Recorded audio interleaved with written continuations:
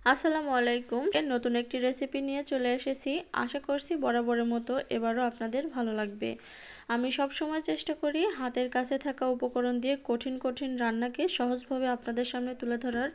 আজকে একদম ইউনিক একটা দুর্দান্ত স্বাদের রেসিপি নিয়ে চলে এসেছি। তো রেসিপি ভালো লাগলে লাইক দেবেন, কমেন্ট করে জানাবেন কেমন হয়েছে, আর ফ্রেন্ডস এবং ফ্যামিলিদের সাথে শেয়ার করে দেবেন যাতে তারাও এই রেসিপিটা দেখে শেখার সুযোগ পায়। তো চলুন মূল রেসিপিতে চলে যাচ্ছি। প্রথমেই এখানে 1 কাপ তাল নিয়ে নিয়েছি, আর এটা খুব ঘন করে তালের পাল্প বের করে নেওয়া, আর এর মধ্যে দিয়ে দিচ্ছি 1 কাপ দুধ।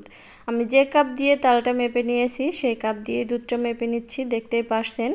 আপনারাও কিন্তু অনুরূপই করবেন, মানে সব উপকরণ ঠিকঠাক রাখবেন। আর এখানে দিয়ে দিচ্ছি 1/2 কাপ নারকেল কোড়াটা একটু কম বা বেশি হলে সমস্যা নেই।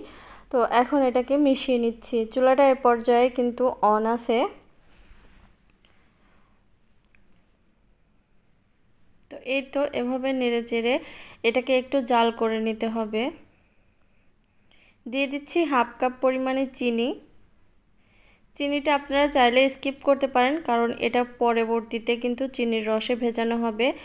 আর যেহেতু আমার মেয়ে চিনি ছাড়া মানে রসে ভেজানো পিঠা পছন্দ করে না, সেজন্য আমি একটু চিনি ব্যবহার করলাম যাতে ও এভাবে টেস্ট করতে পারে।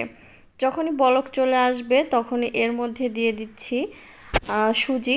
এখানে আমি 1.5 কাপ পরিমাণে সুজি ব্যবহার করেছি। আপনারা কম বা বেশি করে যদি বানাতে চান তাহলে উপকরণগুলো সবগুলো কম বা বেশি করে নেবেন।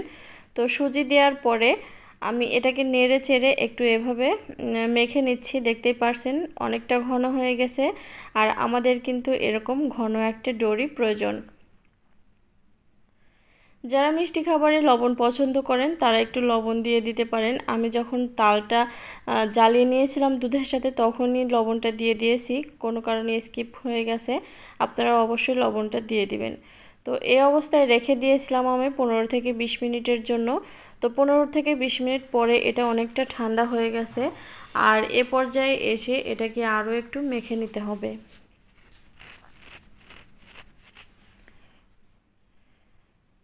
যেহেতু ডোটা খুবই আঠালো হয়, হাতে একটু তেল মেখে নিতে পারেন।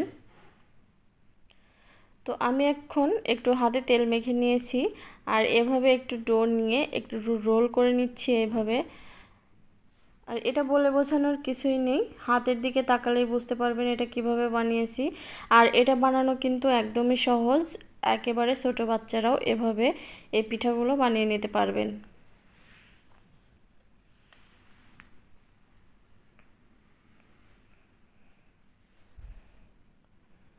তো একই পদ্ধতিতে সবগুলো আমি এভাবেই তৈরি করে নেব।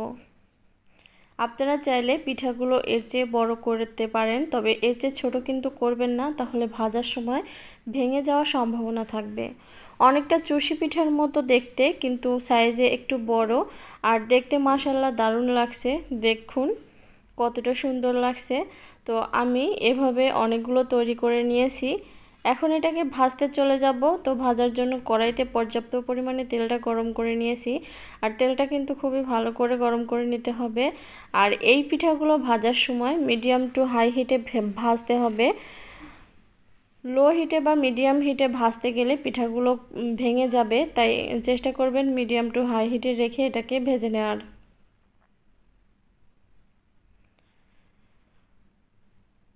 এই যে এরকম লাল লাল করে আমি ভেজে নিয়েছি, এখন এটাকে আমি তুলে নিচ্ছি। এটা ভাজতে কিন্তু অনেক সময় লাগে না, জাস্ট 1 থেকে 2 মিনিটের মধ্যে এটা ভাজা হয়ে যায়।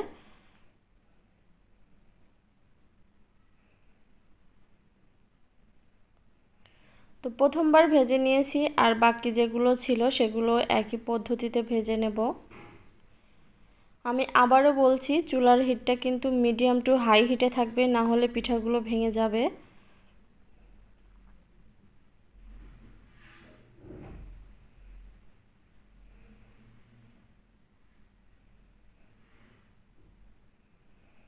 তো সবগুলো ভেজে নিয়েছি, এখন আমি এটাকে তুলে নিচ্ছি। আপনারাও চেষ্টা করবেন অল্প অল্প দিয়ে এগুলো ভেজে নেওয়ার, না হলে নাড়াচাড়া করতে ভেজে যাবে। তো আপনারা চাইলে এভাবেও খেতে পারেন, আবার চাইলে এই যে এভাবে চিনির শিরায় ডুবিয়ে খেতে পারেন। এখানে 1 কাপ পরিমাণ চিনির সাথে 1 কাপ পরিমাণ পানি দিয়ে একটু জাল করে নিয়েছি। চিনিটা যখন সম্পূর্ণ গলে যাবে আর এভাবে বলক চলে আসবে তখনই কিন্তু চুলাটা অফ করে দিতে হবে। এখানে বেশি জ্বালিয়ে ঘন করার কোনো প্রয়োজন নেই, চিনির শিরাটা একটু পাতলাই রাখতে হবে। চুলাটা অফ করে দিয়েছি আর ভেজে নেওয়ার পরে এগুলো এরকম হয়েছে।